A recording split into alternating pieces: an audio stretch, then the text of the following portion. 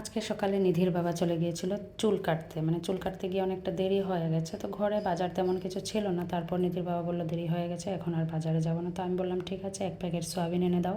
তবে ডিম আছে ঘরে, তবে ডিমের ঝোল প্রত্যেকদিন খেতে আমার ভালো লাগে না। ডিম কিন্তু আমার খুব প্রিয়, তবে অমলেট আমার বেশি ভালো লাগে। ডিমের ঝোল প্রত্যেকদিন খেতে আমার তেমন একটা ভালো লাগে না, তার জন্য বললাম সয়াবিন এনে দিতে। তো সয়াবিন এনে দেওয়ার পর সয়াবিন ভিজিয়ে তারপর একটু ডালও ভিজিয়ে নিলাম। আর সকালবেলা নিধিকে স্কুলে দিয়ে এসেছি, সকালে টিফিন করে তারপর নিধিকে নিয়ে স্কুলে দিয়ে এসেছি। আর প্রতিদিন মাছ খেতেও ভালো লাগে না, মাঝে মধ্যে এরকম খাবার খাওয়াও ভালো। আর আমার ব্লগ দেখে অনেকেই মনে করে আমরা মনে হয় অনেক বেশি বেশি মাছ মাংস খাই। তবে একটা কথা, যেদিন ভালো মন্দ খাই, মানে ভালো বুড়া খাই, ওই দিনের ব্লগটা মানে ভিডিওতে শেয়ার করা হয় বেশি। যেদিন অন্য কিছু মানে হালকা পাতলা রান্না হয় ওই দিন ব্লগে অনেকটা শেয়ার করা হয় না।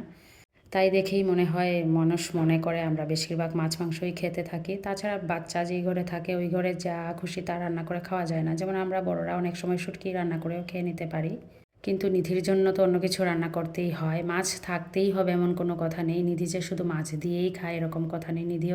নিধিরও তেমন কিছু মর্জি থাকে না যে এটা লাগবেই। নিধিকে আমরা যা দিই তা দিয়ে খাইয়ে দিতে হয়। মানে নিধি যদি নিজের হাতে খেতে যায় তাহলে অনেকটা দেরি করে, ঠিক আছে, কিন্তু নিধি খায়।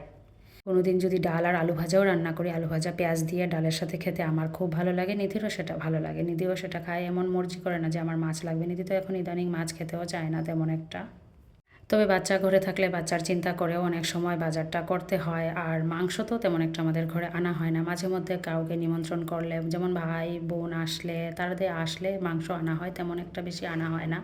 তো যাই হোক, অনেকের এরকম ধারণা। তো আজকে একটু ডিমও রান্না করেছি, ডিম ঝুরি করে আর মশলা দিয়ে যা যা মশলা লাগে সব, জিরা ধনিয়া একটু হালকা মরিচের গুঁড়োও দিয়েছি, আর একটু শুকনা শুকনা করেছি। অন্যদিন হলে আমি একটু জল দিয়ে মাখা মাখা করি, তো আজকে জল দেওয়ার ইচ্ছে হলো না, তো শুধু ভাজা ভাজা করেই নামিয়ে নিলাম। আর এদিকে ডালগুলো একটু পুক ধরে নিয়েছিল, আর রেশনের ডাল ছিল কিনা তার জন্য ডালগুলোতে রৌদ্র দিয়ে দিলাম একটু। আর যা পরিমাণ গরম দিচ্ছে, কি পরিমাণ রৌদ্র, কাপড়গুলো সকালে ধুয়ে দিয়েছি, এগুলো জ্বলে যাচ্ছে, তো এগুলোও নিয়ে আসলাম। আর এদিকে রান্নাও মোটামুটি হয়ে গেছে, ডালের বড়াটা একটু পরে বানাবো, নিধিও আসার সময় হয়ে গেছে।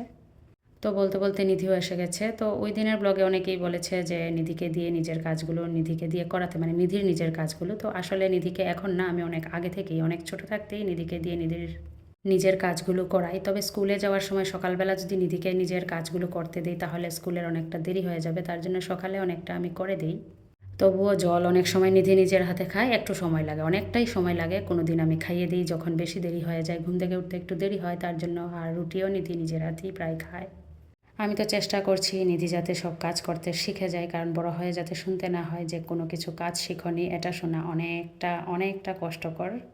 জানি না বড় হয়ে কি করবে। নিধি কিন্তু নিজের হাতে ভাতও খায়, কিন্তু অনেক সময় লাগে। আবার যখন অর্ধেক খেয়ে কোনো কোনো সময় আবার খায় না, তখন খাইয়ে দিতে হয়। নিধির খেলনাগুলোও অনেক সময় নিধি গুছায়, ছড়িয়ে ছিটিয়ে রাখে, কোনো সময় হেল্প করি, কোনো সময় নিধি নিজে নিজেই করে। তো যাই হোক, নিধিকে শেখানোর চেষ্টা করছি, তবে জানি না কতটুকু শেখাতে পারবো। তো এখন আমরা খাওয়া দাওয়া করব। আজকের মতো টাটা।